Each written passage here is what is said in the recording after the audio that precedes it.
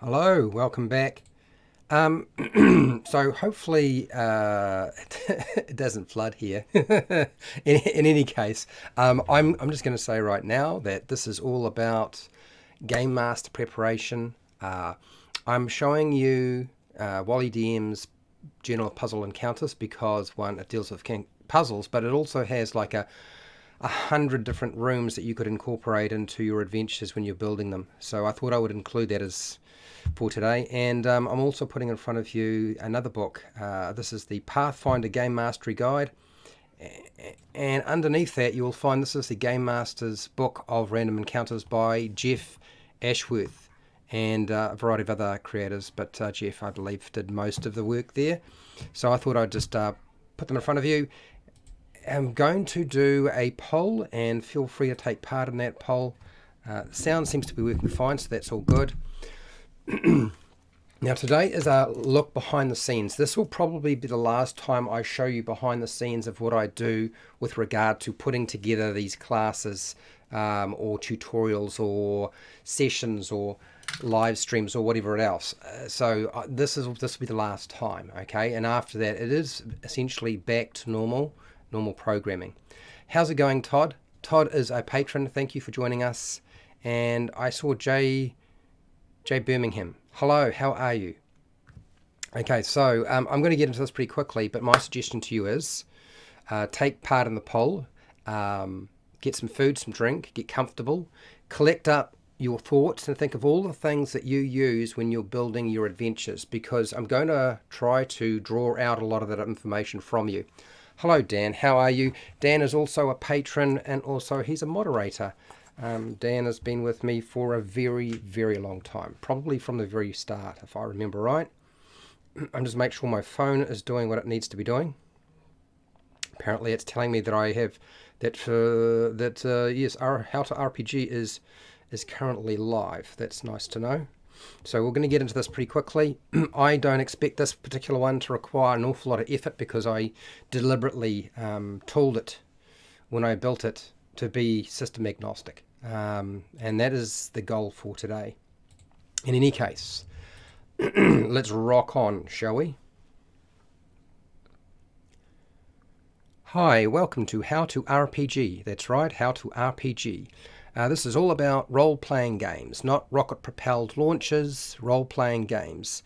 And I want to talk pretty much about all of that sort of stuff. So today it's all about the Game Master preparation behind the scenes as I show you how I kind of put together the class for building your own adventures or building adventures. And I'm asking you a question in the poll for a very good reason, because I'm looking at developing more tools for that, and that process will probably wind up happening live, as I often do this, as I wind up making things tied into the actual live streams that I'm doing, okay? And taking your feedback and putting it in there, and then of course sort of siphoning through and deciding which stuff needs to stick and which stuff needs to be put aside, or what stuff I need to actually check out a bit more.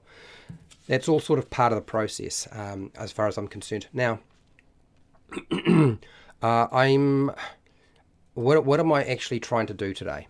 Okay, so the goal is to try to ensure that whatever I give you, you can use no matter what game system you are playing. So whether it be Dungeons and Dragons, any version, Pathfinder, Numenera, Cypher, if you're playing Fate, any kind of Fate game, if you're playing Fudge, if you're playing Star Wars, whatever it is that you're playing, okay, Tunnels and Trolls, that it should be able to be used, the same concepts and principles should be able to be used by any system that you're running at your table that you've decided to run with.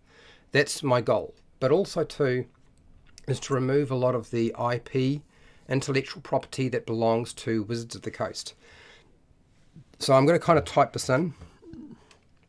Let's go hashtag. Actually, I wonder if I can just pull down from an old live stream. I've been copying and pasting the same thing over and over again, really. So I might as well just do it again. It doesn't. That's not a hard task to do, surely. No, it's not. I know it's not a hard task. So I'll just pull it down from what I've put in before. Now, again, I'm not going to get too crazy. If there are things that are made by Wizards of the Coast that I think will be useful to you. I will include that information, but I'm going to try to also include before that a lot of stuff that isn't related to that brand. Okay. And if I can find something even better, then I'm going to provide that as well. Okay, let's get cracking. I'm going to show you my Google slide in a second and my Google document. This is everything that I ever put together, and it will of course be available to patrons as I roll it out. I feel like I'm getting closer to that point where I'm happy that what I've done is probably something that people would be interested in. I've been taking my time developing it fully. Copy. Thank you, Dan. That's right. I need to copy. I'm about to transfer over. Copy. I need to make sure I copy. I forget to do that every single time. So that's the first thing I'm going to do. I'm not going to get distracted. So copy. So make a copy. Entire presentation. And I need to rename this. It's now Game Master. See? There we go. Game Master.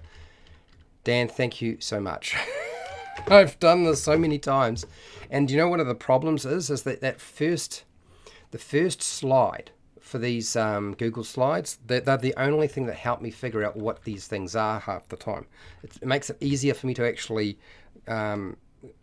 go through my I've got so many slides now, slideshows, that it actually makes it much easier for me to find them. And that first slide image is absolutely vital in making sure I get it right. Okay, so we've got that. Making that copy. And this is our new copy here, Game Master rather than Dungeon Master. We'll close this. And I'm going to be doing the same one with this. This is the Google document. And before anybody says yes, I will be providing it to patrons. I think Agile Monk yesterday made that the point that I should be making it available to patrons, and I had been holding off because I wanted to make sure it was right, that they were getting something really good. But then I realized what's going to happen is I'm just going to wind up releasing an update to it at some point anyway. It's not like it's a finished process. So why am I getting quite so worried? And I think it's probably because one of the worst aspects of my personality is I'm a perfectionist, and I have for years been fighting it. I actually go out of my way to realize that I have to just stop and move on. And that's really hard to do when you kind of operate that way. But you do, because perfectionists often just never finish anything. And that's what I've always found is, like, if you're never actually satisfied with what you're doing, you may never finish anything. Okay, so this is the slideshow. And I'm just going to grab some water, put it into me. You're going to find that this is, like, very much complete. I really did when I put it together. I sourced it in such a way that it's going to probably be so easy to finish up. Which, if that does actually happen and I'm ready to go, I'm probably going to start looking at building some tools at the end of this. But we'll see how we go. You never know with these things. Game Master preparation.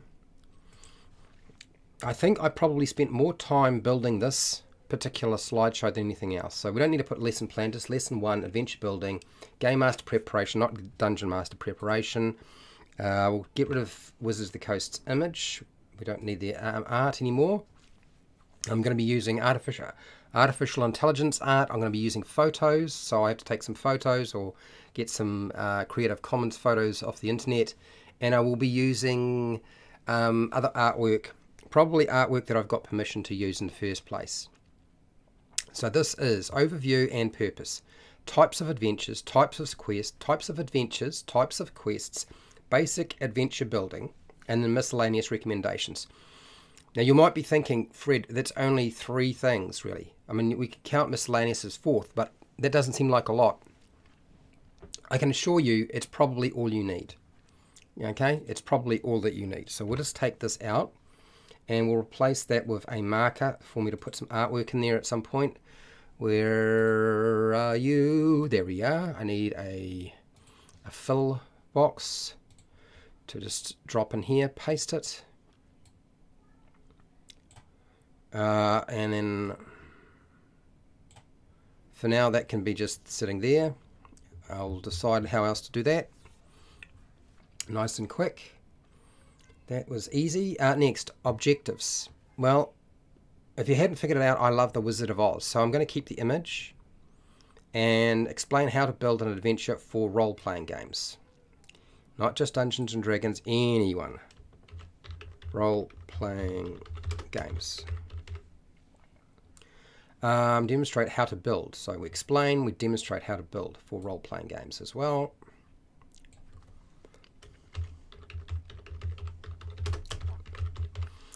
And then allow a practice example of adventure creation. So this is all fine. Go here. We're going to get rid of D&D Beyond. I'm going to put the new sponsor in here. And you're probably wondering, hey, Fred, when are we actually getting on with doing what we used to do, which was do like Dungeon Master or Game Master preparation stuff? When is that actually happening, right? Well, as it happens, it should be happening not tomorrow, because tomorrow I'm going to be doing character creation. I'm going to rebuild the character creation stuff, which I don't know how long that will take. We'll see. And then the day after, I'm going to rebuild magic mechanics, which is part of core rules, which won't be D&D, it'll be role-playing games in general. So that's tomorrow's Wednesday for me. The next day will be Thursday. Friday, I'm going to reverse engineer Dungeons and Dragons 5e. So I'm going to keep the Lord of the Rings image. I don't think that's an issue. Sandbox or hex crawl, linear, point crawl, combination of types. That's fine. Location-based, event-based. None of this is copyright stuff. You can see that this slideshow on the side here is very, very short. And you're probably wondering, like, why is it possible to make it so short? Trust me, it works. And not because I'm brilliant, it's because I've got the benefit of a more brilliant individual than myself to help with this. Types of quests.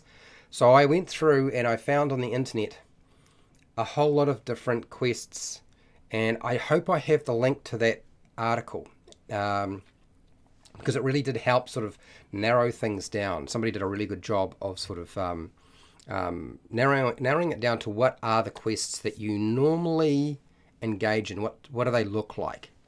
Hello, Fred. Regarding the poll, I always need more. You never have enough resources. Okay.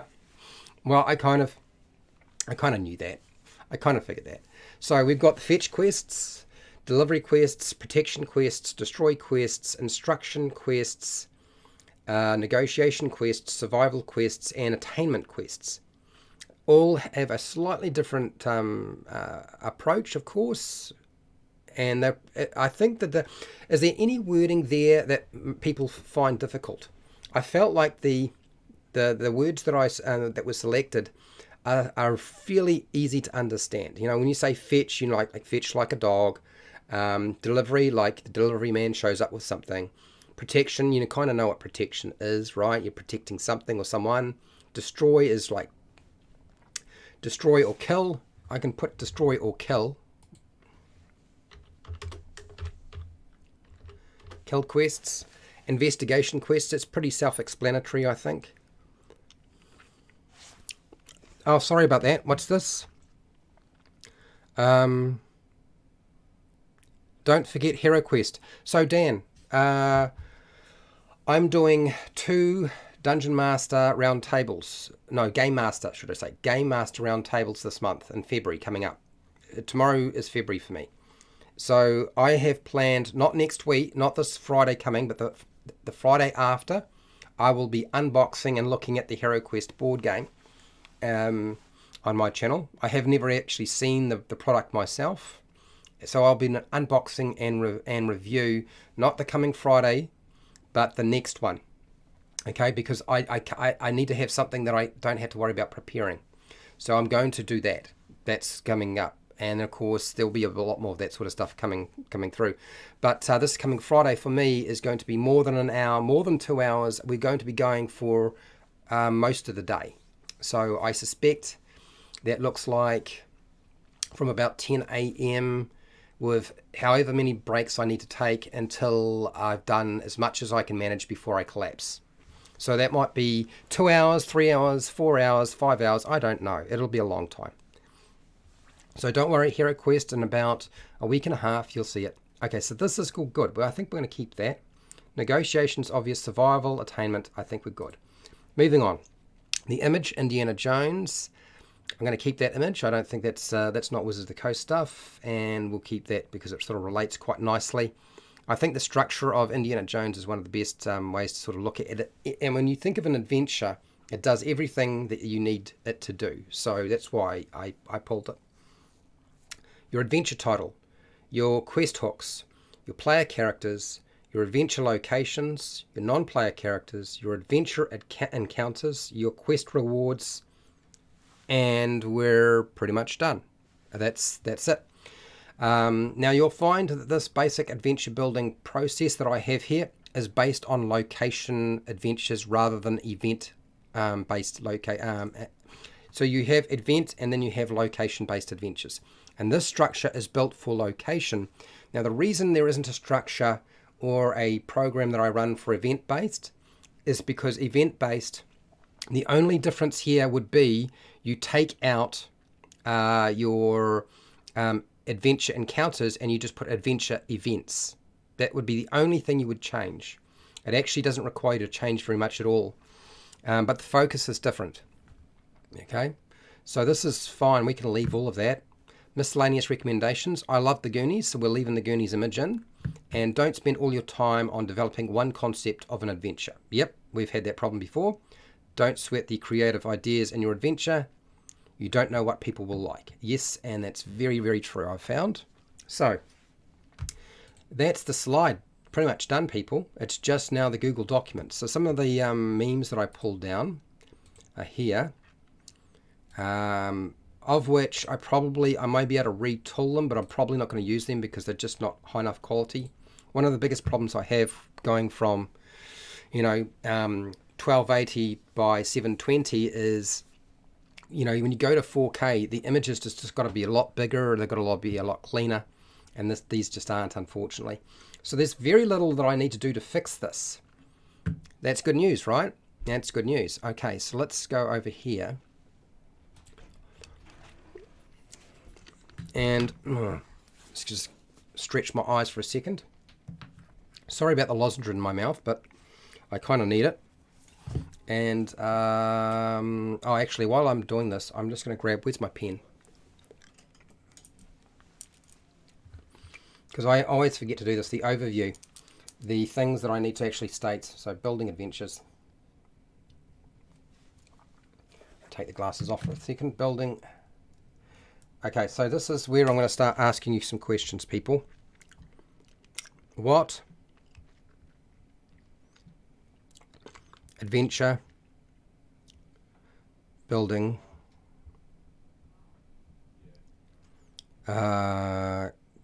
Game Master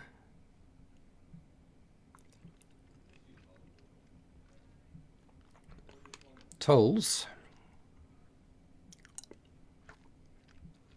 do you use?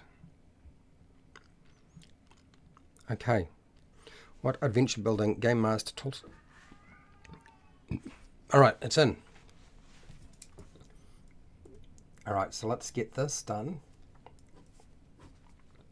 Right, 1, types of adventures.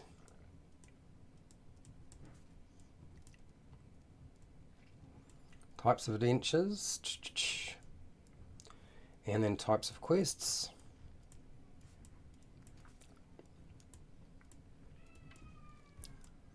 Three basic adventure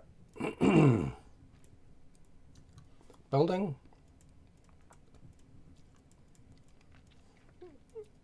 And lastly, it is miscellaneous. And yes, recommendations.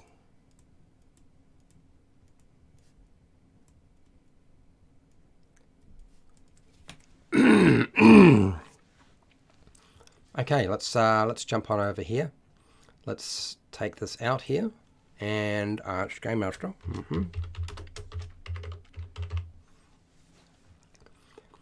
Okay, so that's good. And we just need to take out Dungeon Master, put Game Master in. So not too many changes need required right now. Same sort of stuff we've been doing for a while now. Overview, Game Master's Guide on Preparation. Put in role-playing games, not D&D.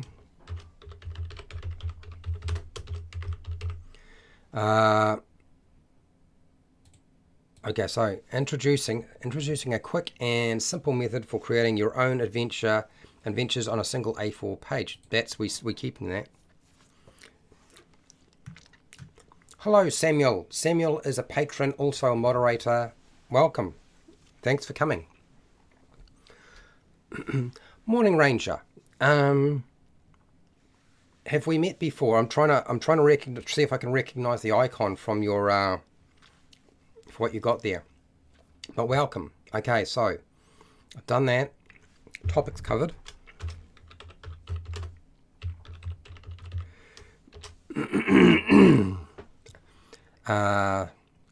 That topic's covered.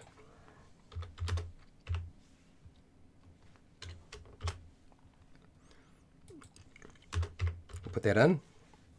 Not often I catch the DM live. No, I didn't recognize the icon, so I was like, oh. But yeah, I'm glad you were able to make it. So if I can get through all of this fairly quickly, I'll show you all of the stuff that I collected. So you'll have a much clearer idea of what I get up to. Okay, so types of adventures.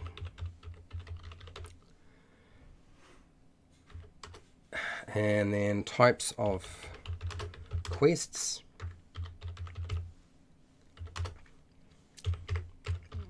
Basic adventure building. And then miscellaneous recommendations.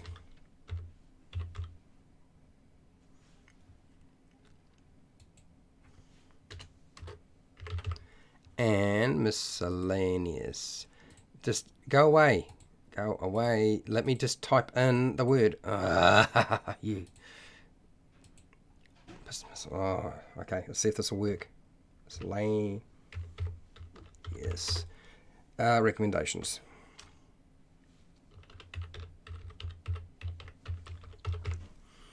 Okay. Osiris. Hello, Osiris. How are you? Ranger, you are a patron. Okay, well, I'm glad you were able to make it. I couldn't recognize your name. I'm just trying to... There's been a few people who have joined recently, and I haven't really been able to catch up. As you know, I've been super busy. But I'm glad you were a patron. Thank you for letting me know. So is this the publication or just for personal use? No, this is not for publication. The thing with publication is there's a lot of things you need to take into consideration. If you are going to publish an adventure, always try to make it something that can integrate into somebody else's campaign. Do you know what I mean? There's a reason why Wizards of the Coast tends to be one of the worst adventure builders around. It's because they make stuff that is event-based. Event-based adventures don't work.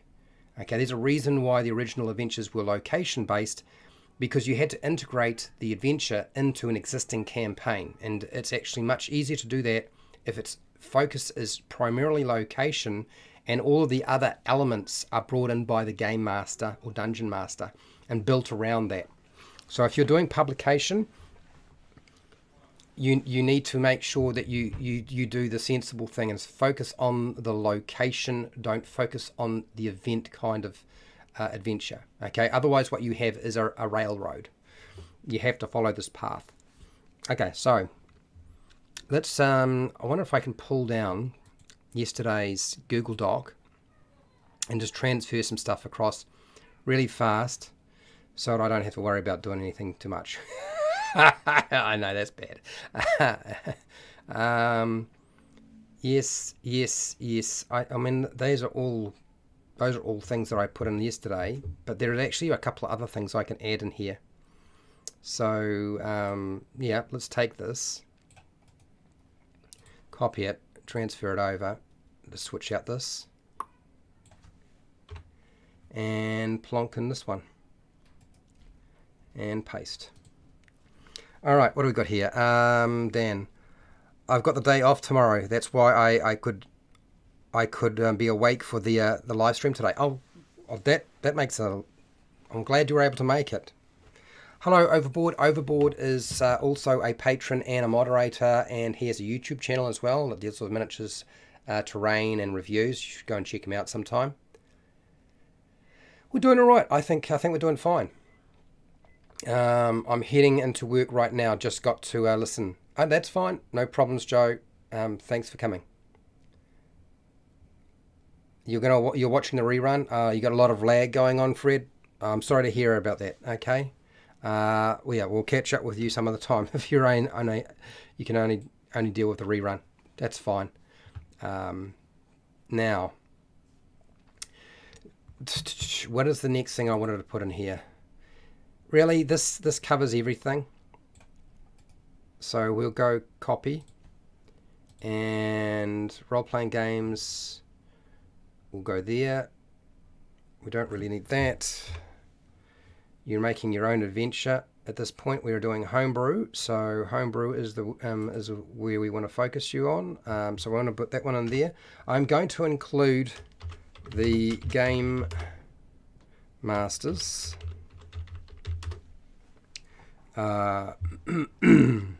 book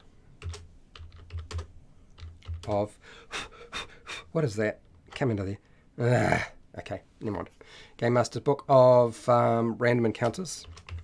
Now, the reason I say random encounters is because... oh, blimey. Thank you, Ranger, for the super chat. Thanks for all the advice on how to be a DM.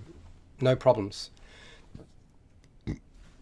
You're going to be getting a lot more. I've decided to really knuckle down and make sure that I'm producing stuff that you can use that will allow you to make more stuff. So I guess the goal being to make more tools that you can use. And I'm going to refer you to Wally DM's Journal of Puzzle Encounters, because one of the things when you're creating an adventure is often people like to include puzzles and traps if that's your sort of thing, right? It's easy to do combat, really. It's easy. Do you know what I mean? I mean, it's just about making sure it's not too difficult or not too easy. If you don't want it to be too easy or you don't want it to be too hard.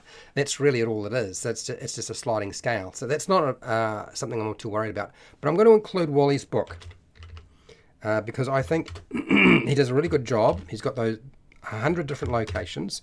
He's got a whole bunch of different ways of different puzzles in here you could use. But he also explains to you how he goes about making puzzles so you can do that sort of thing yourself.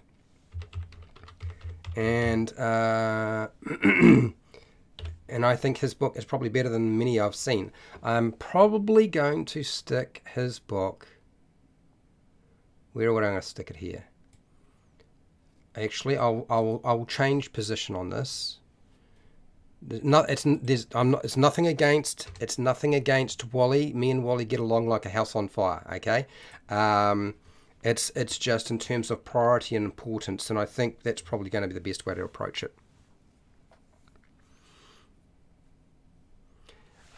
Okay, so what do you got here, Samuel? Fred, is the ultimate goal of your course to eventually one day publish in print? Yes, it is.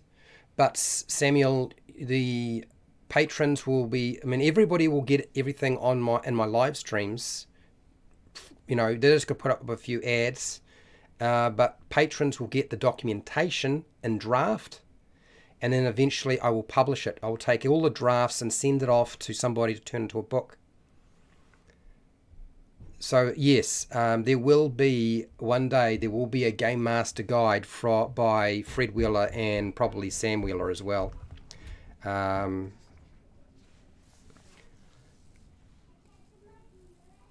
Fed. Oh yeah, I'm not a Fed. I'm a Fred. It's all right, not a problem. I understand.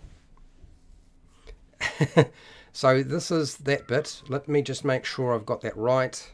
Was there anything else I wanted to add? I'm not specifically calling out Dungeon Master guides that are made for D&D because there are so many of them. And like, yeah, there are a lot of different books that do that sort of thing. You request a signed copy. Well, we're a long way from that right now. Remember, my full-time job is not this. So we're still a long time away from that. Explain how to build an adventure for a role-playing game. But yes, the ultimate goal is that to allow you guys to play more games using different systems, because I at least know a couple of different systems you can play. But not only to do that, but to allow you to make your own stuff. You won't need to buy anybody's stuff if you don't want to. Demonstrate how to build an adventure for a role-playing game.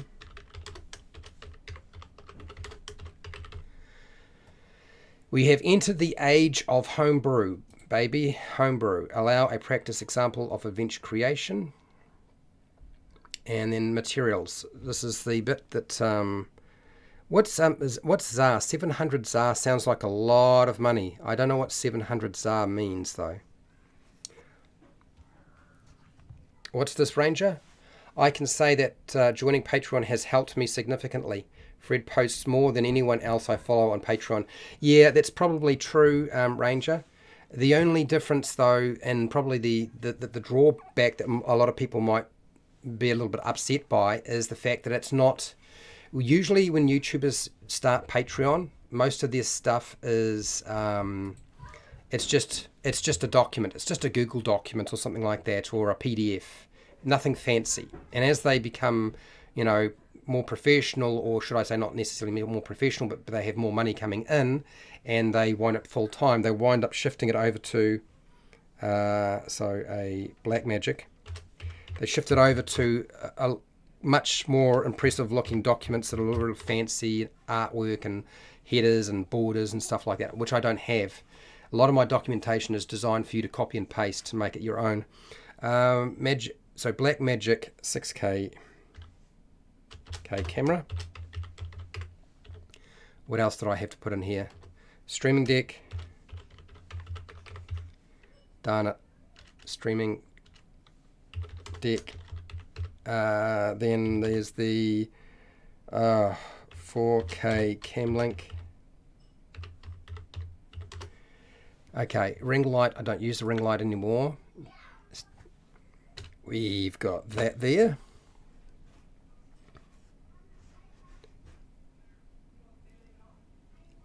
It's all right. It doesn't bother me in the slightest. I was just curious. I don't know what ZAR is. So no other releases are much as the only reason is because I do so much live stream stuff now.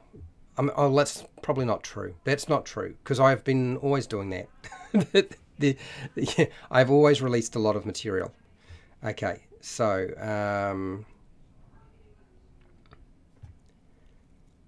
bam. I'm just going to take D&D Beyond out. And there are a few things here that I probably... If you use D&D Beyond, you'll know these things exist.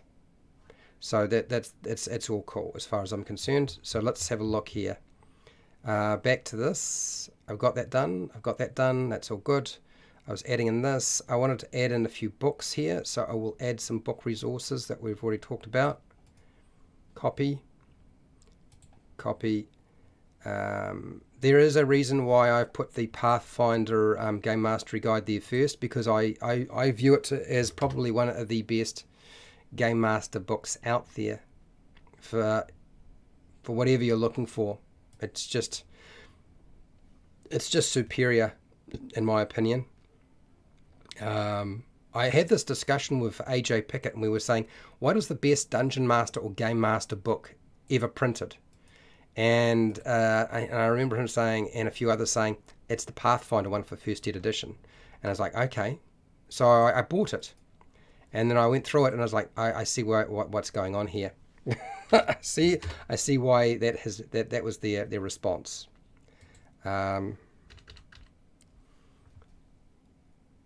And now, Wally DM's book. Copy. Go down here. Where is it? Don't lose it, Fred. That one, that one, that one. We've got the Player's Handbook, Monster Manual, Dungeon Master Guide. Frankly, don't care what version it is, because you'll be playing whatever you're playing. Rory Story Cubes. I actually don't think Rory Story Cubes need to go there. We'll change its position. I'll put it near the end. Paste. And I will include plot twist cards as well, because I think there's a place for them.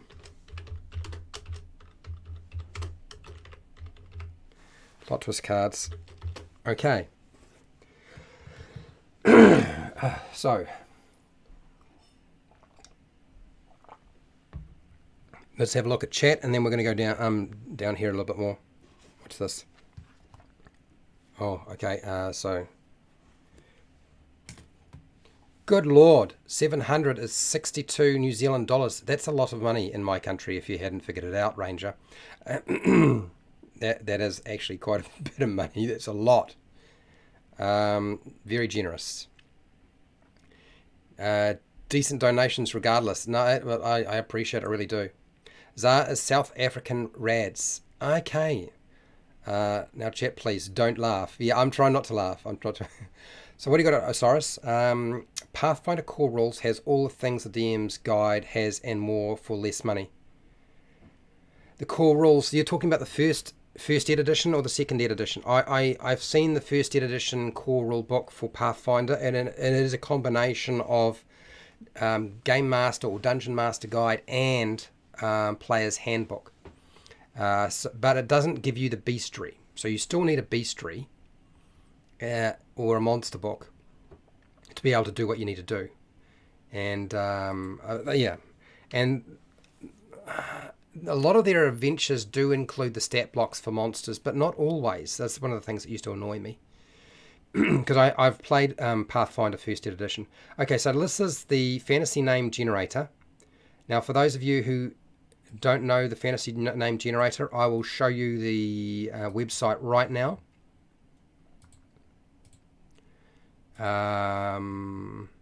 Although probably I should be showing you all the links to these things after I've done all the hard work. That would probably be the smartest thing to do, but I won't. Here we go. So this is like, you get so much. Fantasy name generator has names from pop culture, every culture you can think of, anything that's fantasy related. It does it all. Like this is the tool you want if you need names. Okay. Then I'm going to go here and take this out. Dyson Logo has maps. Now his Patreon will have more maps than the free website, but he's a website that he makes a lot of his maps available for free. Okay. So if you're struggling to get your maps together and you don't want to actually create your own, then you want to go to Dyson Logo. Okay. The website is just called Dyson Logos, and he's just got maps everywhere. He's got a huge archive, and they are free. He gives you your ledger, and you just go through and you look at the different categories you're looking after, and then they're simple, black and white. I know they're not color or anything like that, so they're not going to work on a virtual tabletop very well, but they certainly fill the gap if you're struggling and you don't want to do a random generator one. Do you know what I mean? So Dyson Logo, another good place to go. Kobold Fight Club, Kobold Plus. Is it Kobold Plus Fight Club? Let me just see if I can find this. Here, paste. Let's bring this up. So if you're trying to build encounters for 5e and you don't want to try to do the mathematics that's in the book, then you want the Kobold Plus Fight Club. That website is Kobold Plus Fight Club. You plug in your monsters, whatever the challenge rating is, you build it all out, it does it all for you. I won't show you how to use it because I don't really have time. Second, I haven't picked up the second ed edition just because it's not available in my country right now. So, all right, fair, yep. How's it going, Don? Hello, Don. How are you? Yes, Drive Through RPG does have a lot of stuff there. There's a lot of free stuff as well. You're quite right. Okay, so the next one I want to talk about is this one here. This is the D&D Wiki, Adventure Locations and Ideas. So this website, I don't know how useful you will find it, but I thought it was at least partly useful. I can't really show because the contents is huge. It breaks down everything into sort of bullet points here. This is what you're looking at. This is what you get on this website. Okay, tiny printing. I'm aware you can't read half of it, I imagine, but it does give you a lot of different ideas, different locations, and yeah, you can fill out your adventure with locations pretty easy with this. If you're struggling for ideas, here's a good place to sort of start. Okay, next, what else did I have here that I probably should show you? Game Masters Decide. Here we go. This is around dungeon traps or just traps in general. So this one here, let me just pull this up for you. Game Masters, Gamers Decide, sorry, not Game Masters, Gamers Decide. Top 15 D&D best dungeon traps. So it goes through the different types of traps. You got your cave fisher. Sorry, I'm going to need to...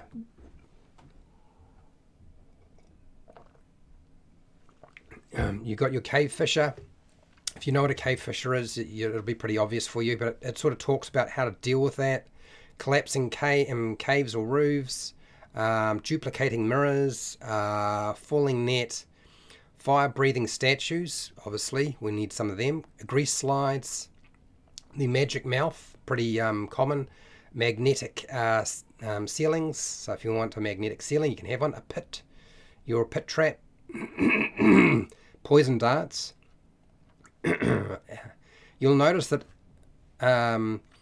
there's a bullet points that sort of highlight a lot of this stuff. They have actually made this relatively easy to port over to anything. But it is still tailored to D&D, okay? Poison needle, rolling sphere, sphere of annihilation, of course, teleportation doorway, and the web of flames. So this website gives you a lot of different trap ideas and sort of a bit more detail around them, other than saying there's this trap and that's it. You also have, for puzzles, is the Wally DM website. He also has a YouTube channel, but for me, I think Wally is the guy for puzzles. I think if you want he probably just does it better than anybody else, if you ask me. He's a very humble guy, so he would never agree that he does, but he just does it better than anybody else. So you definitely want to check out his puzzles, okay? His D&D Pathfinder puzzles and traps. He's got his book here, but he has videos and so much of the stuff explaining how it works. So you want to go and check out him if you can. And he has a download section as well, downloads. So he puts up a lot of stuff here that you can just download for free. So that's Wally. And then his YouTube channel, I won't link you to that right now because there's no real point.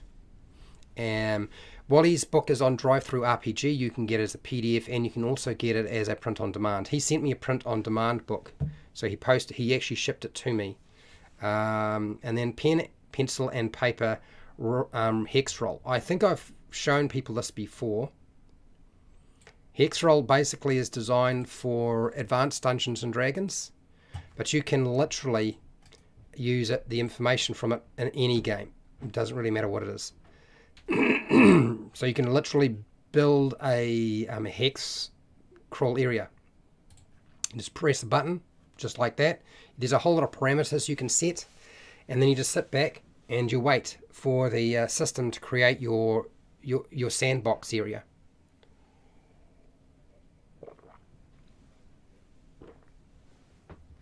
And it should be done.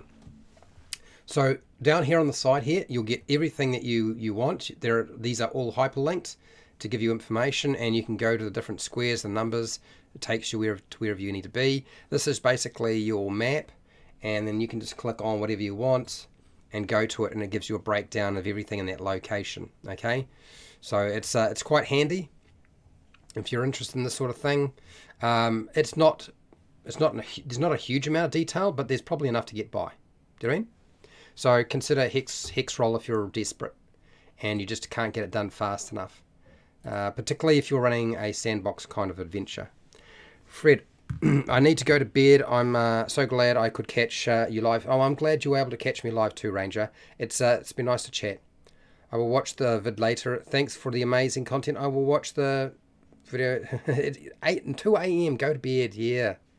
Take care. I'll see you later.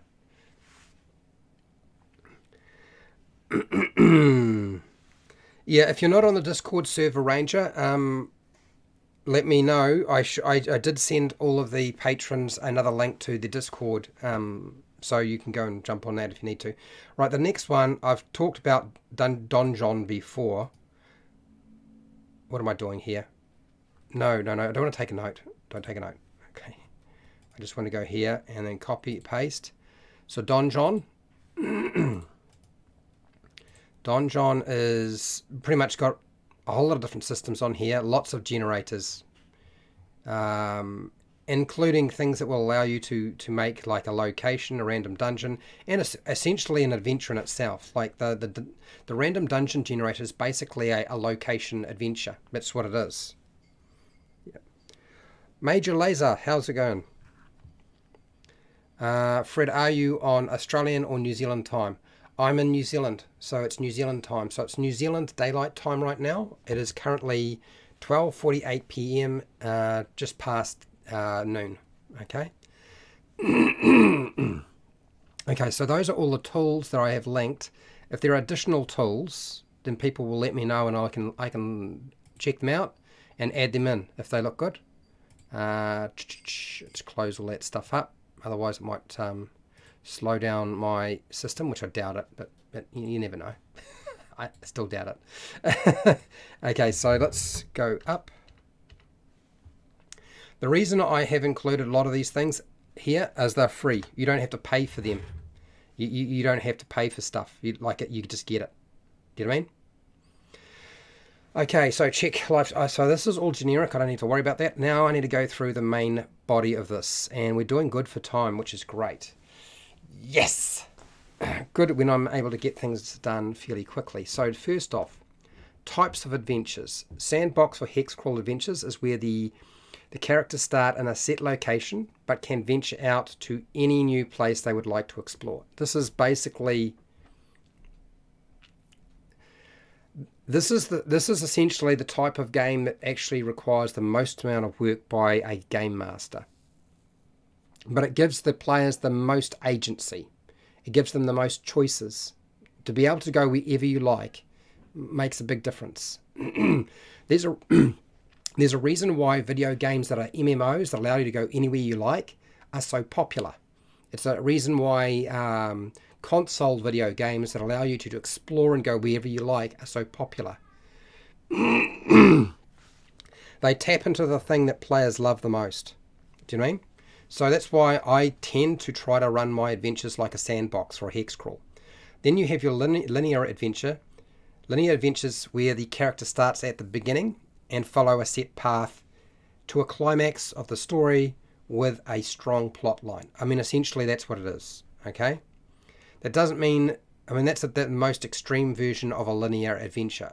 A lot of adventures may have linear aspects, but not all of it, but we'll talk about that in a second.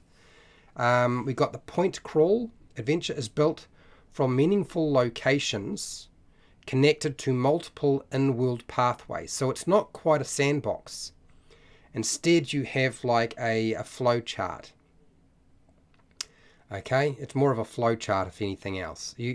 Or you could call it a map that's just got multiple paths, but not. You just can't go north, south, east, west, northeast, northwest, southwest, southeast. You can't just take any direction you like. There will be some places you can't go to. Yep. So that's the point crawl. And then a combination of all three basic types, sandbox, linear, and point crawl, And I think most of you will probably find at some point you're probably using a combination.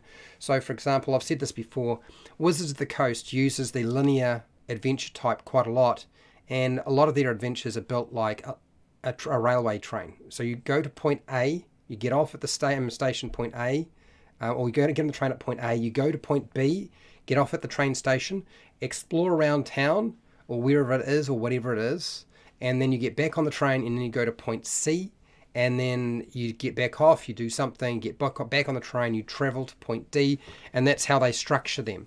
And this is actually, it's much easier to actually design an adventure like that because there's nothing wasted.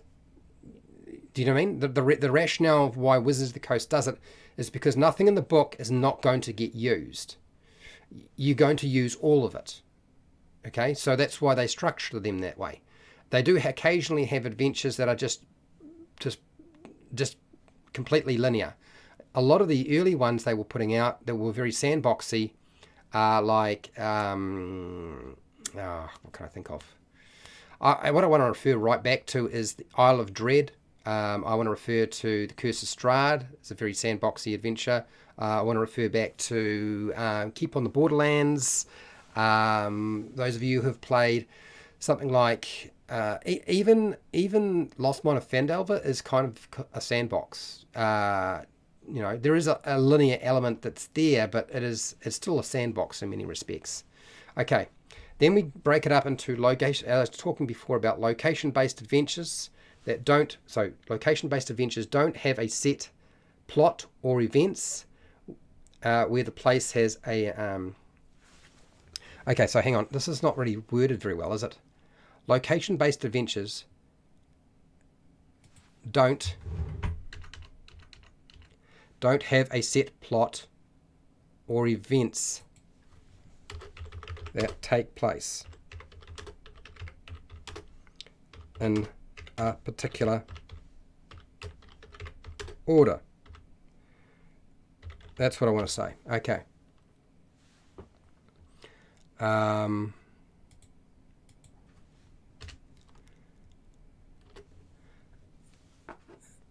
Okay. The location-based adventure is where the what's the word I want to use? Another word for location or place is where the place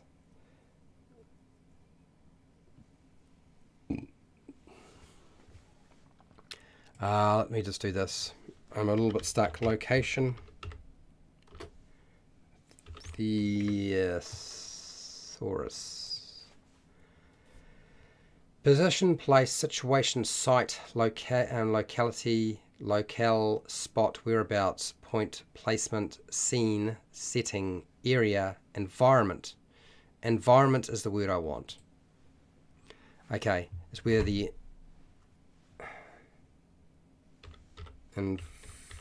environment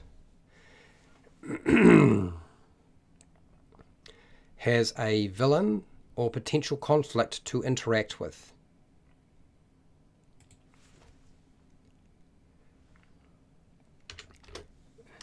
So it is normal practice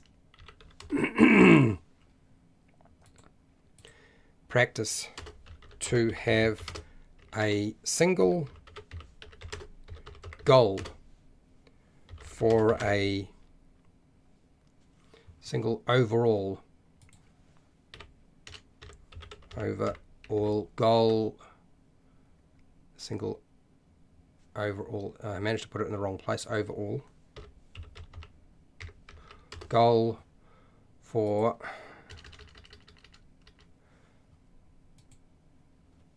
a location based adventure. Okay, so we'll make that 3 sentences. I think Okay, so here we go. Location-based adventures. The location-based adventure is where the environment has a villain or potential conflict to interact with. Has a potential conflict that player characters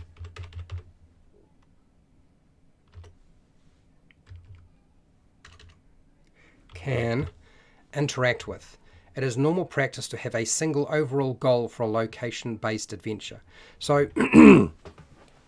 location-based adventures and sandbox is just the structure, but location-based adventures, they aren't goalless. They do actually have an underlying story to them, you might say. I suppose you could say story, but it's only a single thread. Do you know what I mean? It might be a big thread, but it's still usually only a single thread, because anything else you build into it is something you need to do yourself for your particular group or table. Okay, event-based adventures are often... So event-based adventures are often set out in a flowchart with branching options from a starting point. That's correct. The event-based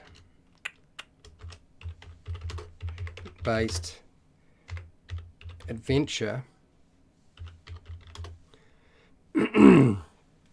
Now, how do I describe what I want to communicate here?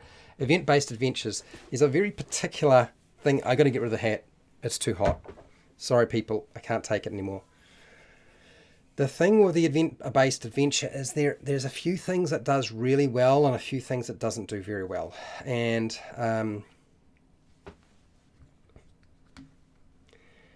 event-based adventures have a strong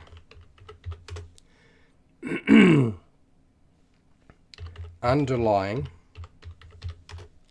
plot with additional subplots. It is one of the reasons why to run an event-based adventure is to have subplots.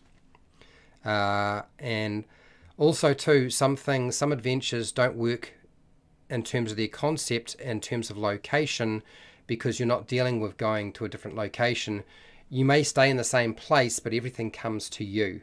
It's just a matter of time. Okay, so time frames are important to map out for the various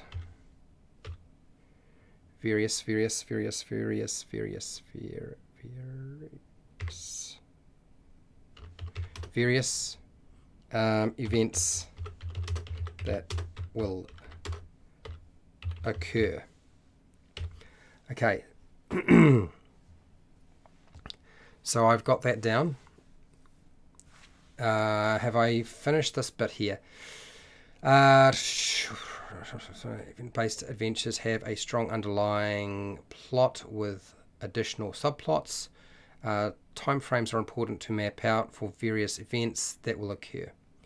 Okay, that's probably, is that all I really need to say around that? I don't know that I need to say anything more. I mean, a lot of this is spelled out in most Game Master guides. I'm just wondering if am I saying the same thing they're saying, or am I saying something that's actually that important to say? I'm going to come back to this. So, and in fact, I'm going to consider these two sections maybe not quite finished. Because I don't want to say too much here. I mean, I talk enough as it is. But I'm just wondering, am I giving you the actual important stuff, or am I just explaining something that's really obvious in the first place? I mean, certainly it's fine if you're a complete beginner.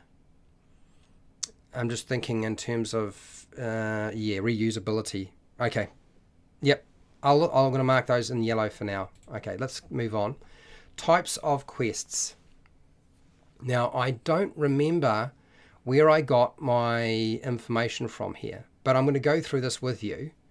I wonder if I can pull up what it was. types of quests. Because I did pull it from a... it might be this. Maybe it's this one. I think this might be it here. So this is the link that I'm probably going to point you in the direction of. Push, shove, fetch quest. Yes, this is actually where I drew all this information from. Oh, go away. So this is the website here. Okay. And so I will grab this link for you. It is Hipsters and Dragons website. Okay. Hipsters and Dragons, and the article name is the 9 D&D quest types. That's essentially what it's called. So we'll go here and I'll make sure I have that link for you here. And then I'll paste it. Apply. Satori, hello Satori, how are you doing? From France. I've had you in my live streams before, I'm pretty sure. Just one random question, but do you actually share these notes you're taking? Yes, the intention was that they're going to go to Patreon. I was talking to one of the patrons, and I'd been hanging on to these notes for a while, and what I'm going to do is I'm going to put them over onto Patreon. The reality is a lot of this is pulled together from different locations. I've just compiled it and maybe condensed things a little bit. That's really what I've done to a large extent. So a lot of this stuff is going to Patreon in the coming months. And yeah, I think Agile Monk, one of the patrons, had said, like, you know, people would probably sign up if they can get this stuff on Patreon, and I agree. So what I will do is I'll release one of them a month. I can keep up with that on top of everything else that I'm doing right now. So yeah, that'll take about, how long? It'll take about 8 months to get it all out to patrons. But unfortunately, I'm building two more classes.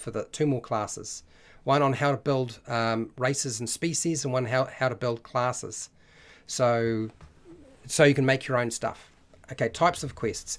Fetch quests are when the characters have to get something from another location that is potentially a long distance away.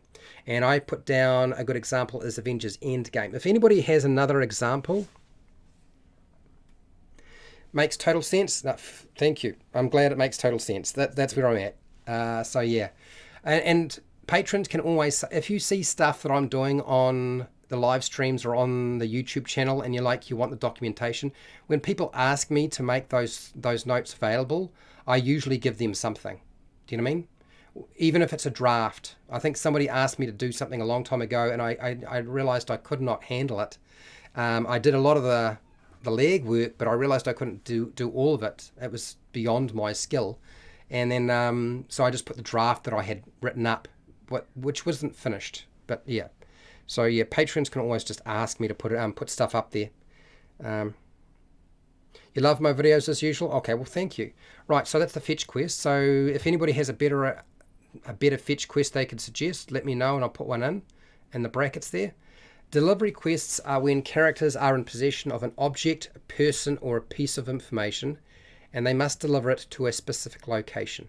So a good example is Lord of the Rings, because basically you're taking the One Ring to Mount Mordor to be destroyed. Okay, it's a delivery quest.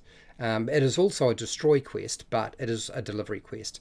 And Avengers Endgame, the fetch quest is collecting up all the Infinity Stones to put into the gauntlet, right? So I'm just leaving those there as notes. I'm not going to go into the detail of the story because I just don't think it's necessary. Protection quests have the characters escorting a person safely to a second location potentially, or a set location. Okay, so now is that the best way to describe it? Protection quests have the characters escorting a person safely to a second location potentially. No, that doesn't actually make sense. So let's say now what was it? Person. Okay, so this is actually going to be extended. Person has the characters escorting a person safely to a second location potentially, or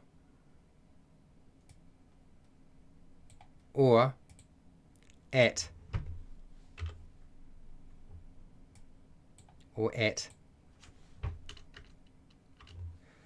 the current location.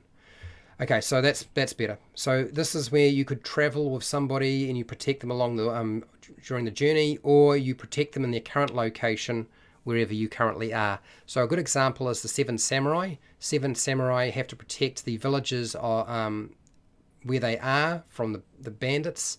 They're not traveling anywhere. They are just protecting the people in that village there. Okay, it's not just one person, it's many people.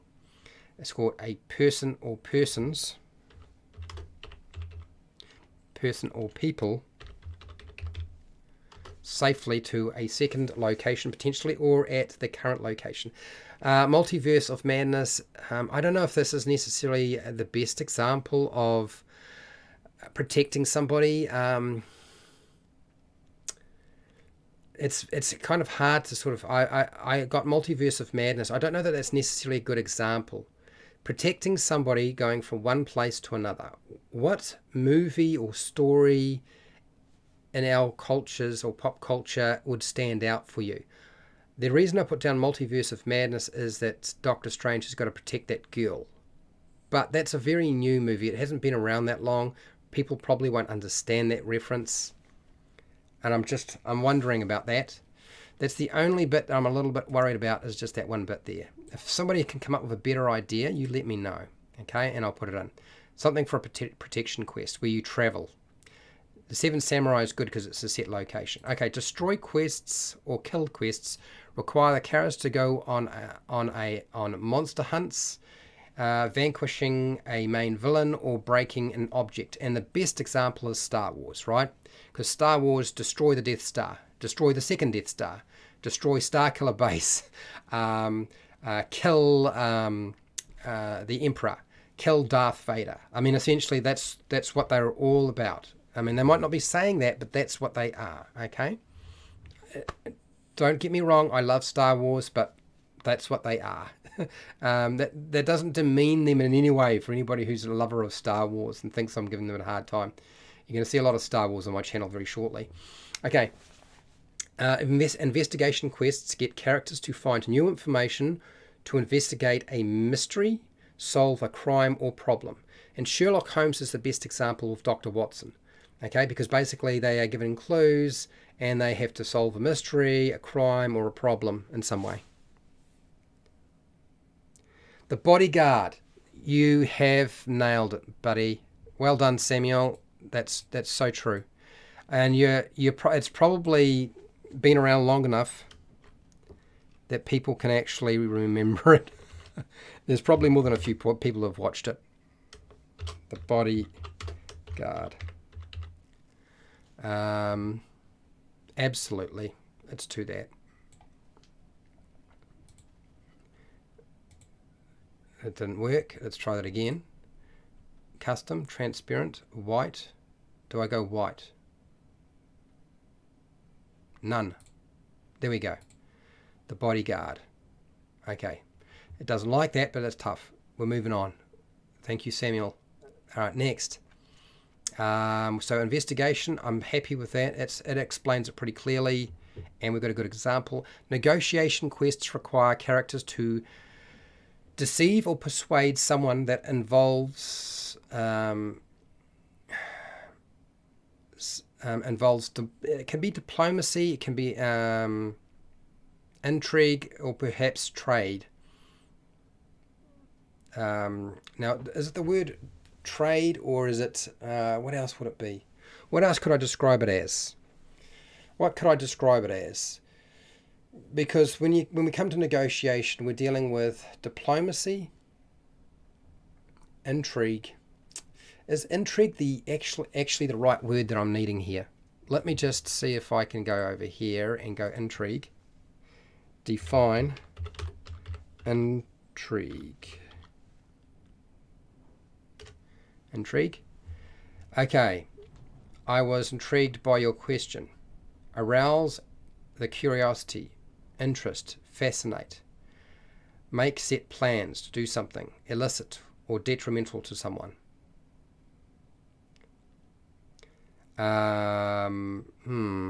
Secret plan, detrimental, da da da, mysterious. Okay, so intrigue. Maybe there is a better word to use than intrigue. What I'm thinking in terms of intrigue is kind of like deception, but I don't want to say deception because that's what do spies get up to? Espionage. The thing with espionage is you're usually not negotiating. It's done on the sly. Do you know what I mean?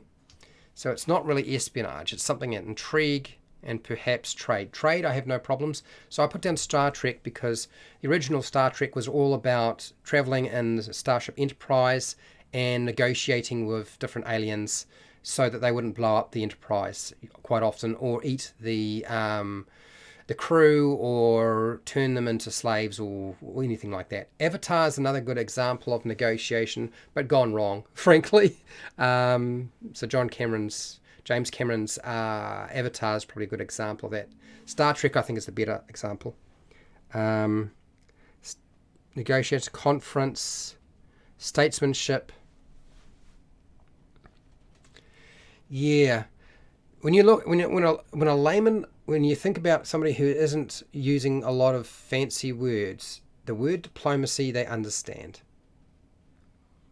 Intrigue doesn't. Yeah, I don't know if that's statesmanship. Negotiation. I kind of already got negotiation there, so I don't know. I need to say it again. Conference. I know what you got, but thank you for the attempt. I'm probably going to have to go in here and go something like intrigue. Subvert. What are you doing when you're trying to subvert? Subvert. What is that? Destabilize, overthrow,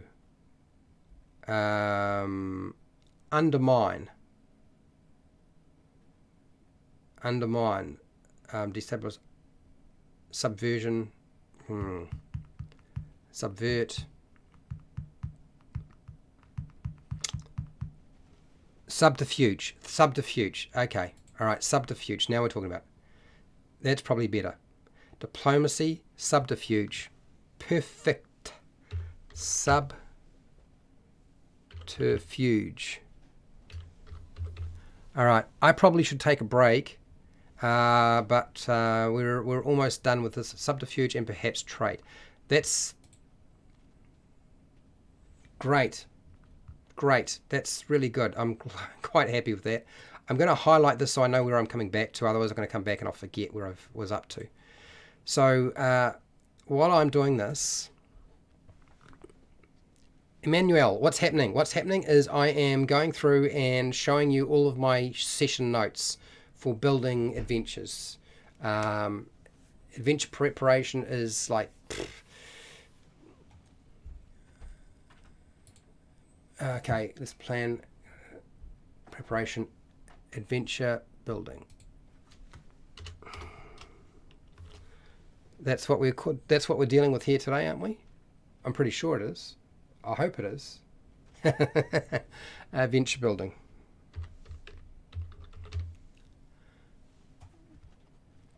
So I'm going to ask you a question. I will be back in about 5 minutes. Pardon me. Hashtag. Do you make location or event based adventures? Now I'm pretty sure I know what the overwhelming response will be. Do you make location or event-based adventures?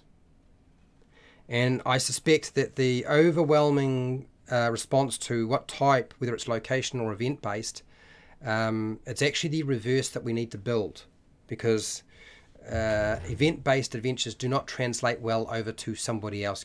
They work fine for a set group or person, They don't translate well to a great, huge, different audience, unfortunately. You are doing something meta and not for the specific campaign. That's right. I've been showing people all of my resources behind the scenes, what all of my session notes look like. That's basically what I've been doing. I'm dropping the veil and I'm rebuilding it for the future, because I want you all to be able to make your own stuff. That's where my head is at. So give me, break scene, and then I will be back. 5 minutes or less.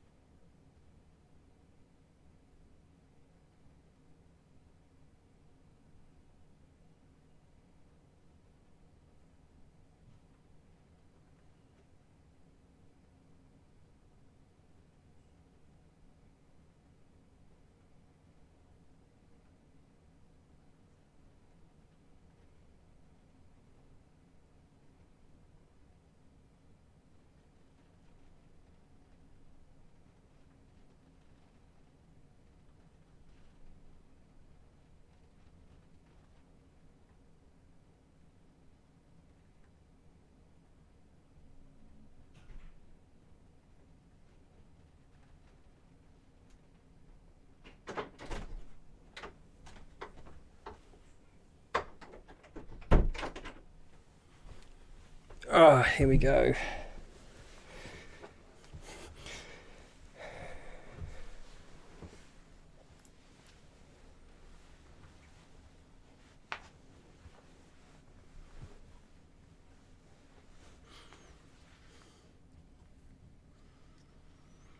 Okay, I'm back. And we're doing pretty well in terms of our time, in terms of our productivity, which is good. So Samuel, you said, what have you said here? You say it depends on the overarching current narrative. Fair enough. The need for both will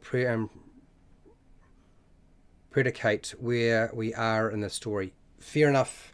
And this is why when I talk about event-based adventures and location-based adventures, they all have their merits.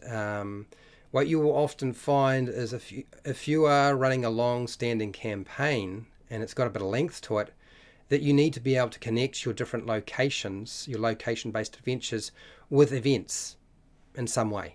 They need to kind of be connected in some way, and usually having some connective events or your event-based adventure to get them to the next location works quite nicely. So a combination is usually the best approach. It's not like one is better than the other, which is weird when I see people talk about that sort of thing. Okay. Emmanuel, what do you got here? I just stumbled upon the channel after clearing my watch history for the first time ever. Oh, okay. Highly recommended. You run a campaign and I don't produce or publish adventures, so it doesn't need to translate well to other groups or settings. So I typically do event-based adventures. So Emmanuel, this is the thing, and I want to make it clear to those of you who are here or rewatching this, that when we actually go back to making adventures, because that's what we used to do. This program was I would go through this material and then we would make an adventure in about an hour and a half. Okay, the basic structure.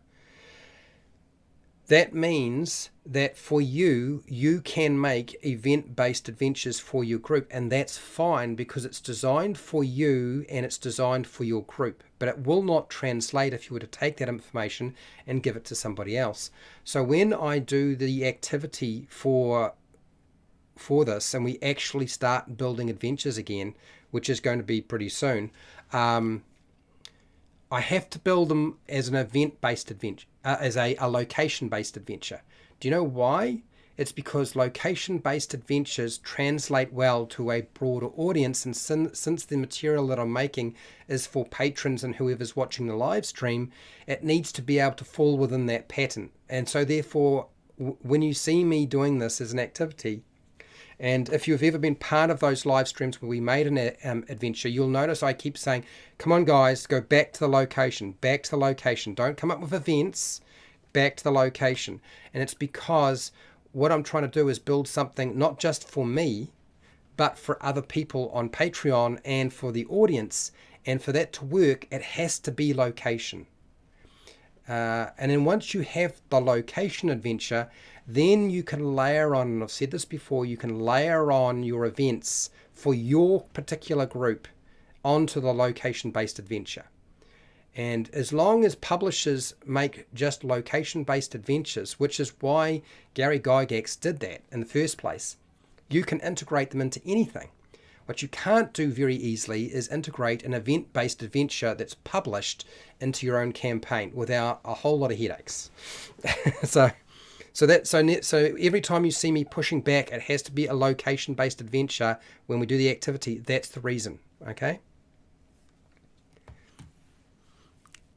You absolutely got it. Right, I thought hopefully everybody else got it too. I can stop talking and we just get on with this, shall we?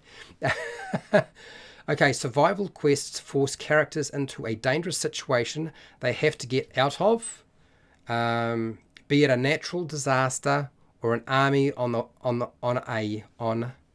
warpath, or a prison. Okay, so that's probably the easiest way to describe this. So I've given you a couple of examples. What I probably should do is I should also add in something else. So what I will do is I'll take that off and we'll deal with this. Survival quests force characters into a dangerous situation they have to get out of. Be it a natural disaster, an army on a warpath, and then what else does he... I'm going to go here. I don't know if my grammar's right with this, but I'll put this here for now. Be it a natural disaster,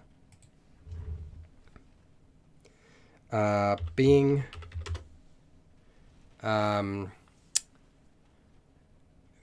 pursued,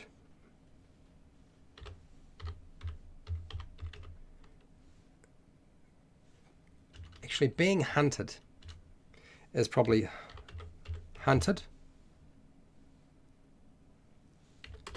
An army on a warpath or a prison. An alien, the original Alien is really, it's about survival, right? You go to the spaceship and you find yourself with this egg and the alien gets out and you got to survive. Everybody on the ship is trying to survive the alien as it hunts them down. And then Terminator is the same sort of thing. It's another hunt. You know, the Terminator's hunting down Sarah Connor in the first movie, you know. Take her out and change the future. So this is where that's all going. If it's nice and clear, that's great. No, Emmanuel, this won't be a public document. This is currently my document only, and nobody actually seen it yet. I'll put it up on Patreon. That's where it'll go. Okay. Now, attachment. Okay, so attainment quests have characters seek treasure, like an object, person, but other things could include political power, positions, land, and castles. And so Entertainment Quest is pretty clear what you're trying to do. You're seeking something. And yeah. So Moana, you're seeking out the green stone so you can fix the problem with the oceans that are going black. Finding Nemo is you've got to find the lost little fish. So those are attainments.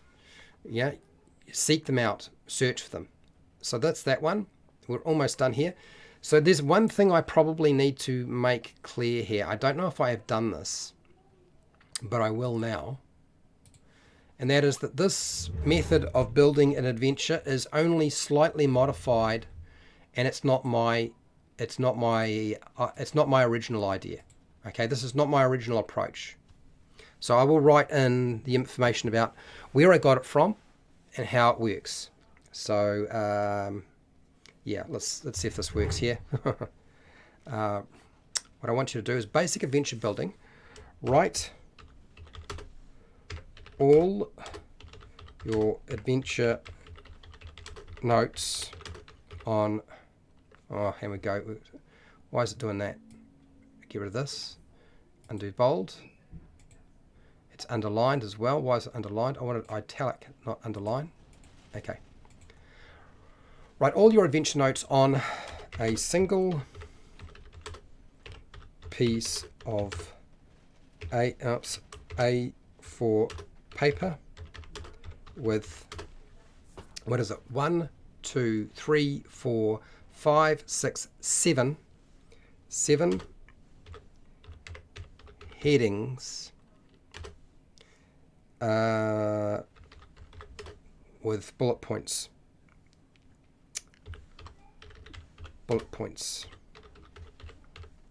Okay. So that's your basic approach. That's what we're trying to do. And we break it up into different headings, and I've got the headings there for you. And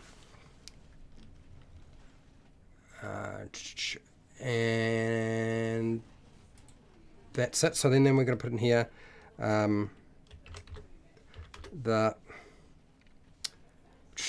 what's the best way to say this?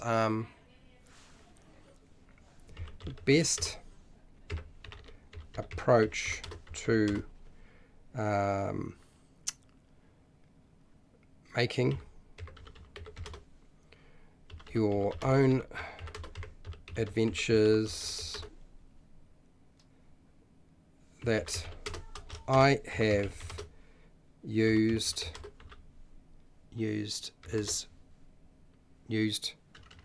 was presented. Where is it?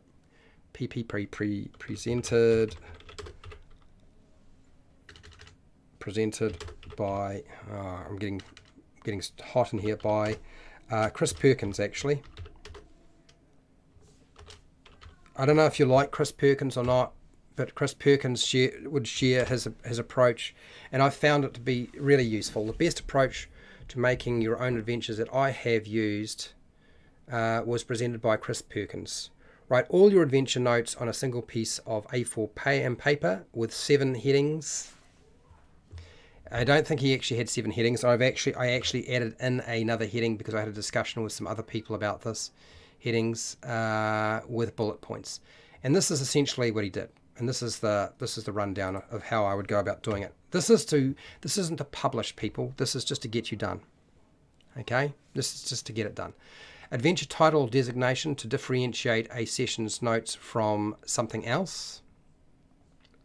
That's all we're dealing with. That's the first thing. That's nice and easy. Then adventure hook or goal, or adventure hook, goal, or adventure recap, and 3 or 4 sentences. That's all you use. Adventure goals. There's a lot of adventure goals in the Dungeon Master Guide. See page. Okay, so I've referred you to a page number. I believe Pathfinder also has a big, huge section on that as well. Let me see if I can find the page number for that for you.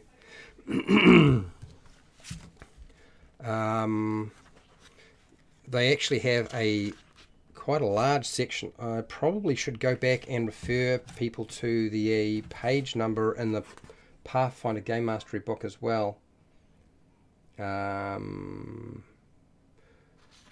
it's not necessary. It's obvious there's a page number and that's it. So that's not what I want. Where are you?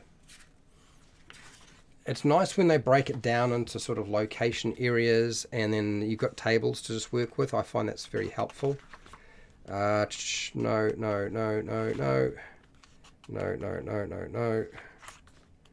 Okay, planar, traits, magical effects, beyond material. No. There's more plain stuff.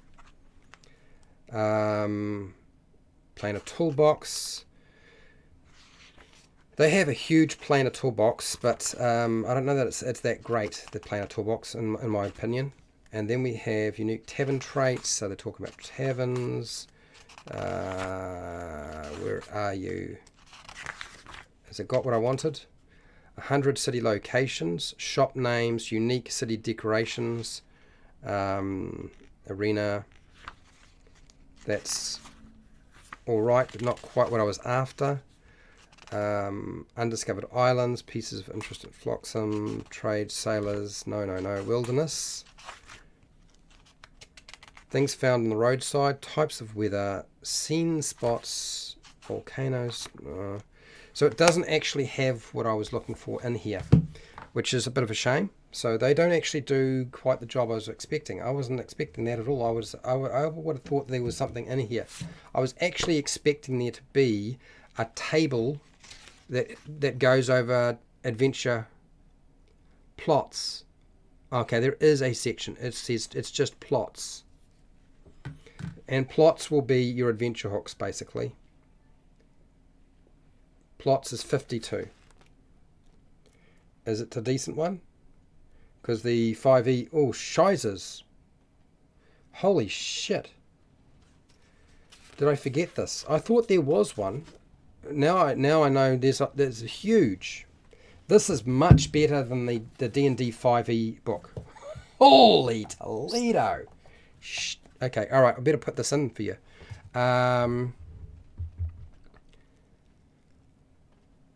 Okay, adventure goals in the... so this is the Game Mastery Guide. This is Pathfinder 1st edition. C pages. I didn't realize it was that huge. Pages, what, 52 to 53? Is that it? It is. It is page 52 to 53. 52 to 53. But it's a lot of stuff. It's quite impressive. It's not quite 100 ideas, but it's not bad. Okay. And then it will go comma, and I'll make sure I refer this as the D&D 5e book. And you see page 72 to 81. So it looks like you get a lot, 72 to 81, but you actually don't. You probably find there's more condensed in the tables on 52 to 53 in the Game Mastery Guide for Pathfinder 1st edition than the D&D 5e book. I'm sorry, but it just seems to be a fact as far as I can tell. It's much more extensive. Okay, so next. So that's your adventure hooks. So we know what that is. Next, list of player character names, class, race, flaws, goals in one sentence. So that's your next thing. This is to ensure that you remember that your players are important. Okay. This reminds the Game Master who the important characters are in the adventure. It is sometimes easy to lose sight of that. Okay, next. Adventure locations. So we just created 5 adventure locations. So this is create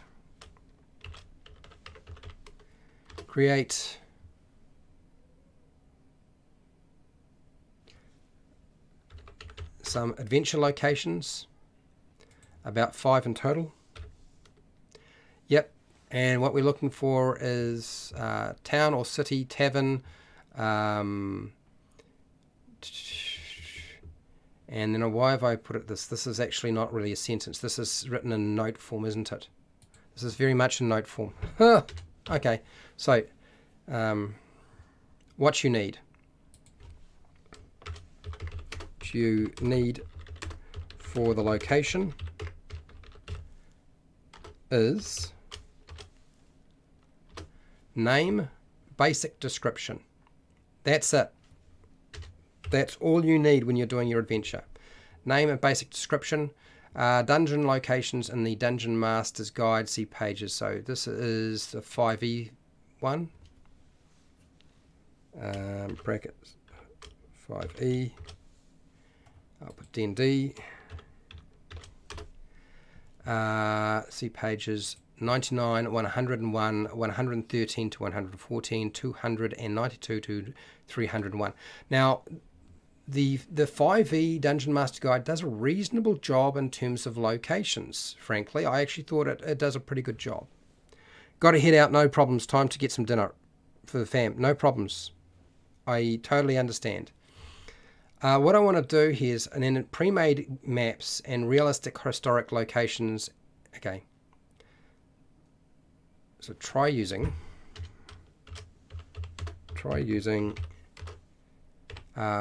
pre-made maps and real historic locations as inspiration. This might also include a separate page for a map. So yes, you might find that you don't just have one page, but the second page would be the map. What I will do is I will also include in here the Pathfinder book, because it actually has a lot. It really does. It has an enormous amount. It does a pretty good job at doing this as well.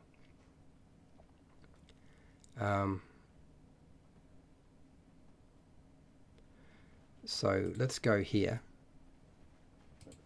I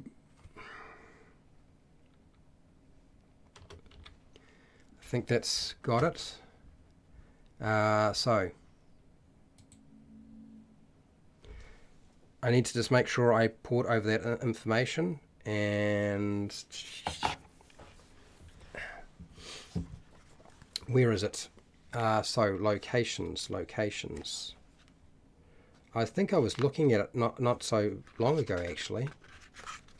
There's a whole bunch of these things in here. Places to find locations, types of locations, dungeon entrances, dungeon rooms, mundane room characteristics, exotic room characteristics, pieces of minor and major dungeon dressing. So there is actually a huge section, and it starts at page 178. Page 178 of the Game Master's Guide. So let's have a look here. What is the dungeon toolbox, and the Game Mastery Guide Pathfinder First Edition, see pages 178 to, how far does this go? I need a drink of water, sorry about that.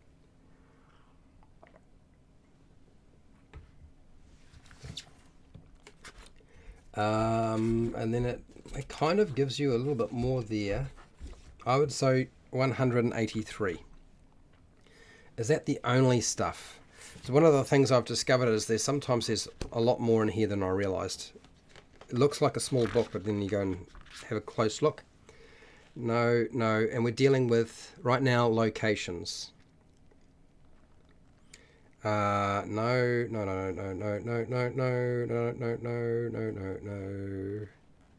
Random items, random shields, not that.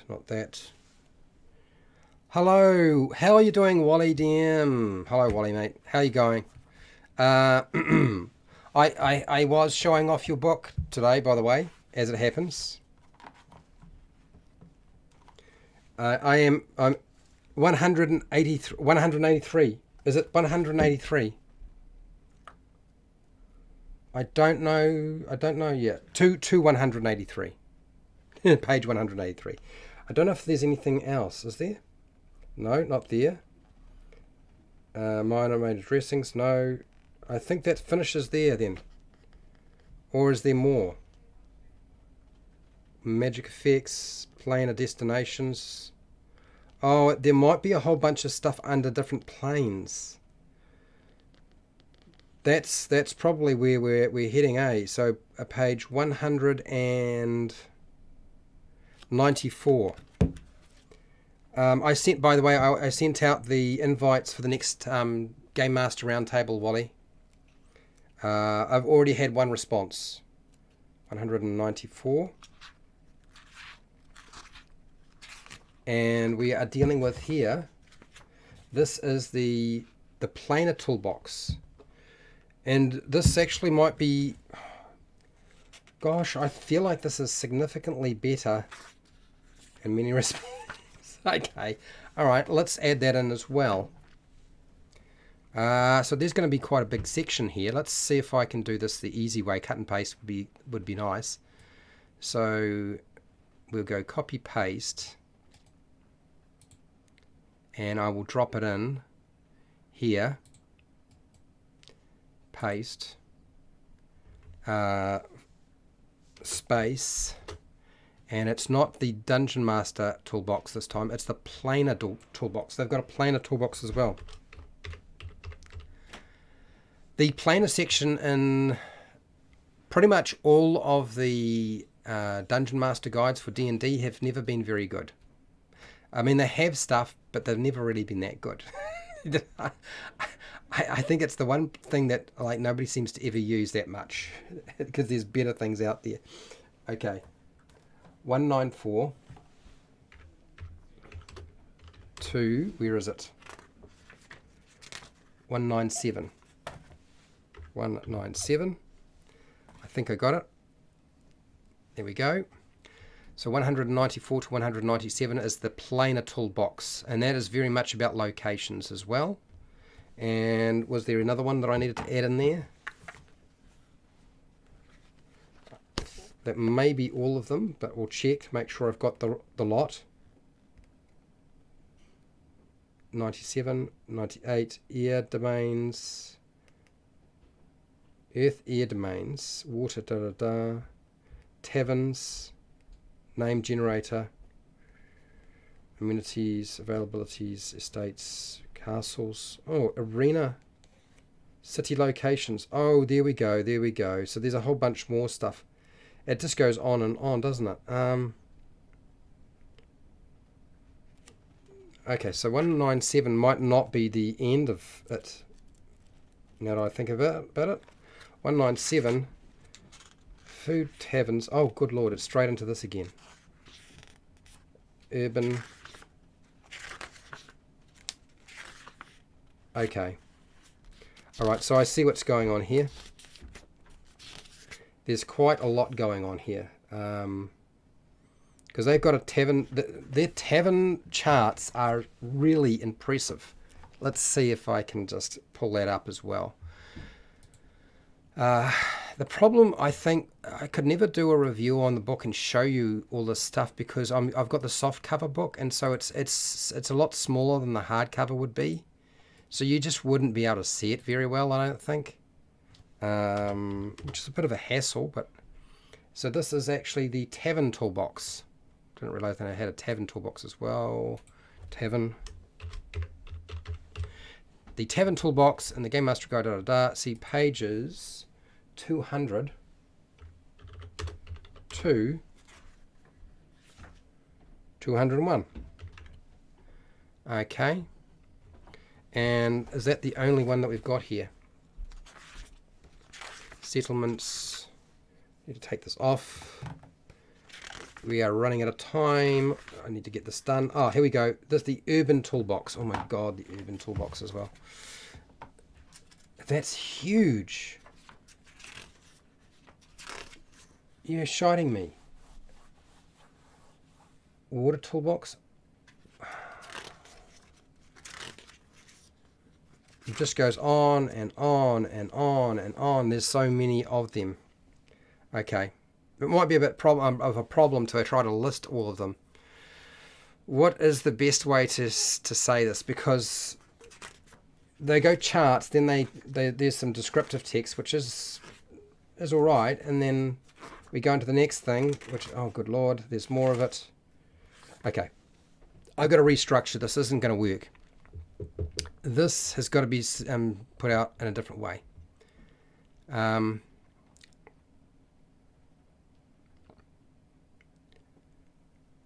So this is so we've got a dungeon master one. We've got a dungeon toolbox. We've got a planar toolbox. Planar. We've got a tavern. I believe it's tavern. Followed by water.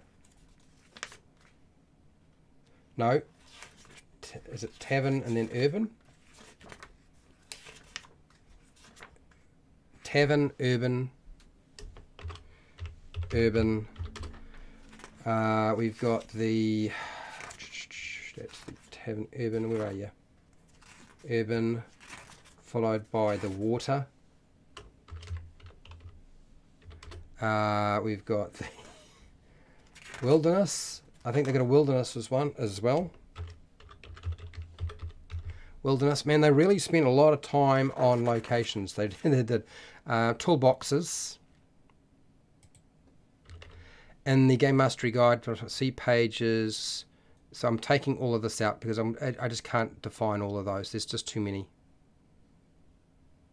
We can't do that. That's not going to work.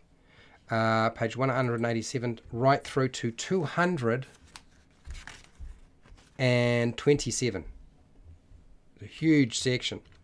227. There's been a lot of work gone onto that.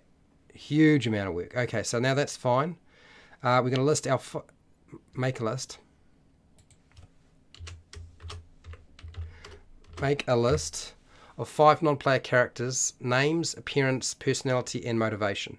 So normally we break this up into villain, patron or quest giver, victim, helper, if we have those, mentor, the rest are X, and the rest are extras. Okay, so let's restructure that sentence a little bit. Okay, the different types of non-player characters will be villain, patron, quest giver, victim, helper, mentor, and the rest are extras. Backgrounds in the player's handbook. Actually, that's true. Creating non-player characters in...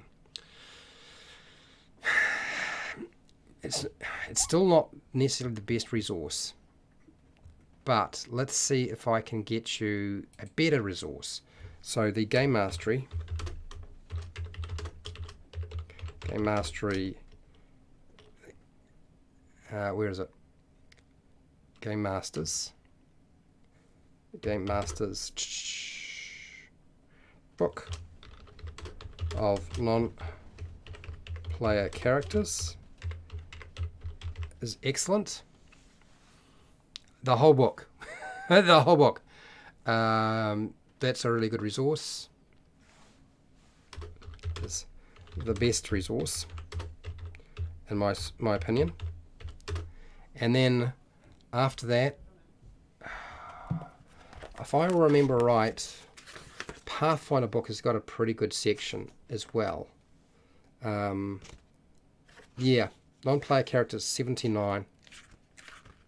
And it's essentially the whole chapter. Is it 79? 78. If I remember right, it did a really good bang-up job of covering all of that. Plus giving you a whole bunch of information tables, Goes over the yeah, it's a very good product piece. So this is then the, let's grab this one.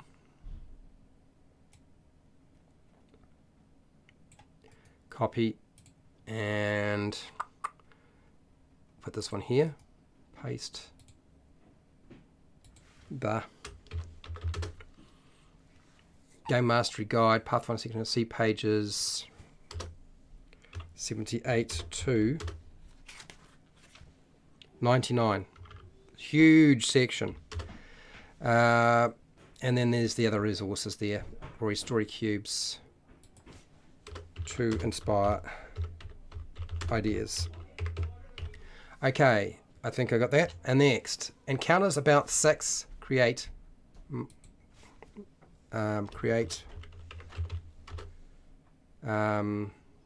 encounters. Different encounters, I guess. Encounters about 6. About 6, full stop. Don't bother with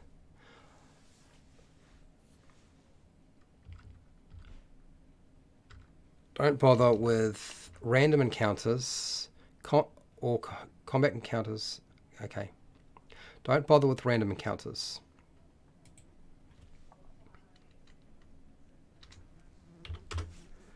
Focus the encounters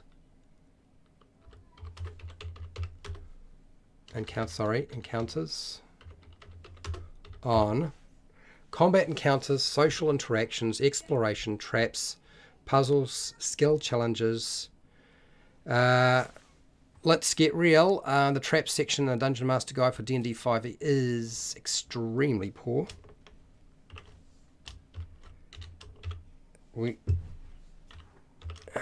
5e, and I haven't actually seen the trap section for the Pathfinder book. I don't know if I've seen that section there at all. What I will refer you to is Wally DM's book for puzzles. Wally DM Journal of Puzzle Encounters.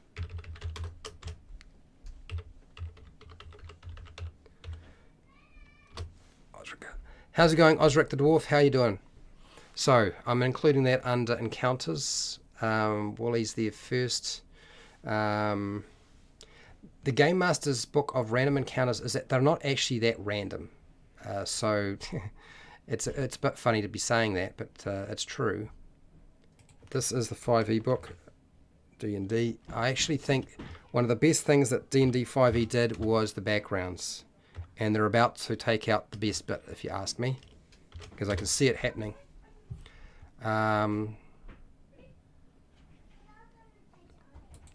This is D&D 5e. 5e. We've got that one. The villains table is all right.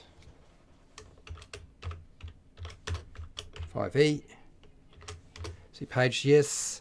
So I'm going to include... Where are we?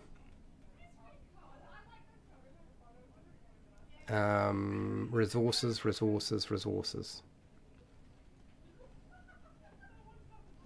We're back to encounters here.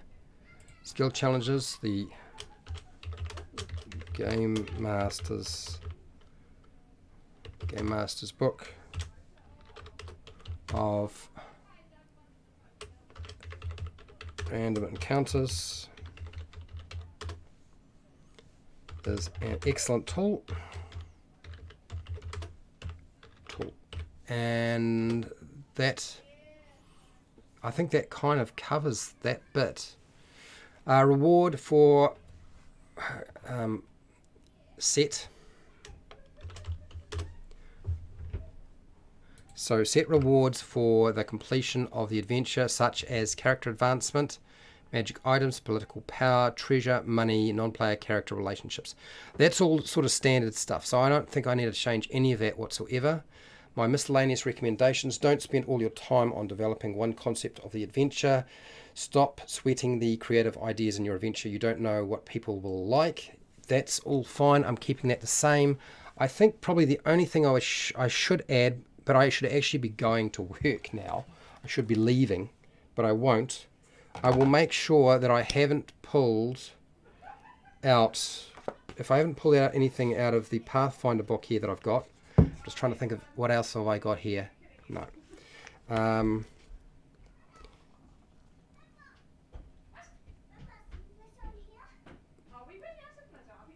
There's so much here. I don't know that there's specifically a place to look. Right, so I don't think there's specifically a place to look. So what I will do to make it easier for myself, and a lot of these reference points here are not necessarily going into a video and a presentation. They will probably be in the note form side of things. So this is the best one, I think. I think this is probably my next favorite out of all of them, and this is all right. And then I would say if you want anything else after that, yeah, you can fall back on the Dungeon Master Guide for 5e, I suppose. The Game Master Guide, Pathfinder. Okay. Okay, so range of tools has a range of tools. Okay. All right, so I think I've pretty much put everything in there. This is the template. This is a very simple template. You just put bullet points underneath and you're done. So that's finished. I might come back to this and reword this, but we'll see how we go. I think ultimately I think it's done. I think I've finished that, but thank God. Thank God. All right, it's done. Let's cycle ourselves out of here, and say goodbye to everybody. And of course, tomorrow is character creation. For those of you who are interested in that sort of thing, it'll be character creation. So let's see. Let me just end this. Did you fare okay with the bad weather? The bad weather is starting to come, so I'm going to have to drive through it in a second to go to work. So the bad weather is on its way, and it's supposed to be getting worse. I start work at 2:30. I finish at 11, and I suspect that when I drive home from work tonight, it's going to be bad news. I've got my family already saying that I should stay put rather than travel, but the problem is that where I work in Riverhead is more likely to flood than my own home. So I probably will have to, if it gets bad, I will have to drive in the weather to get home, to get to high ground, because where I'm working is low ground and it will flood.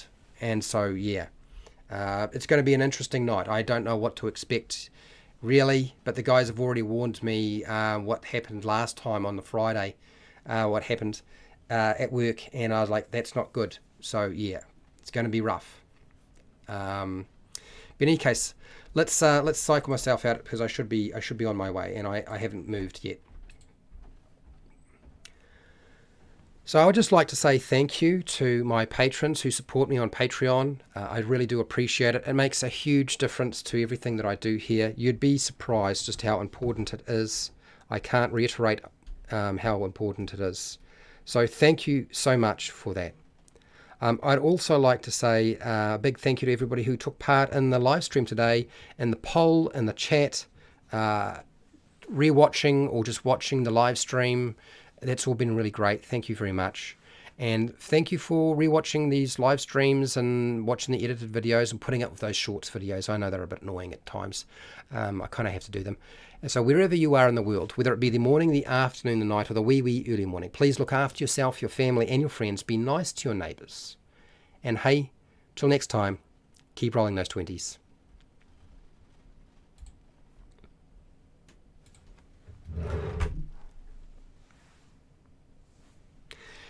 Michael, you don't have to be sorry. Michael's also a patron. Don't worry about it. I do too much. You can't keep up with everything.